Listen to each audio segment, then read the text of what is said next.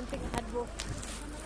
আমাদের হোমস্টেটা যেখানে ছিল সেখান থেকে মন্দিরটা বেশ দূরে, তো বাসে করে যতটা দূর আসা গেল আর কি আসলাম।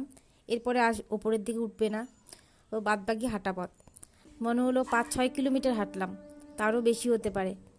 আর এদিকে বলছি আমি, দুপাশে যা জঙ্গল আর তার দিকে তার উপর অন্ধকার, যদি চিতাবাঘ নেমে আসে তাহলে আমাদের কাজ শেষ।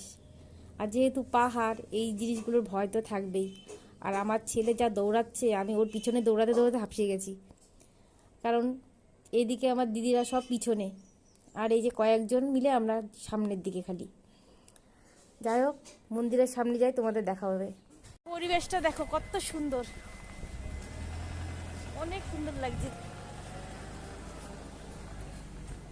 বাবার কাছে এসি, বাবা যেন দর্শন ঠিক করে পাই, এটাই প্রার্থনা।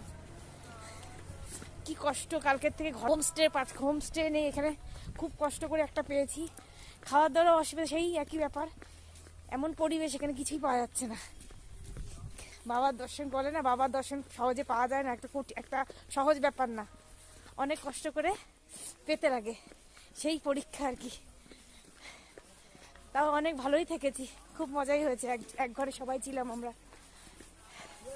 এইদিকে দেখো, সব ভোর সারা রাত গাড়ি চলেছে, এই সব গাড়ি, এখন কোথায় লাইন পাবো জানি না, আমাদের দেরি হয়ে গেছে।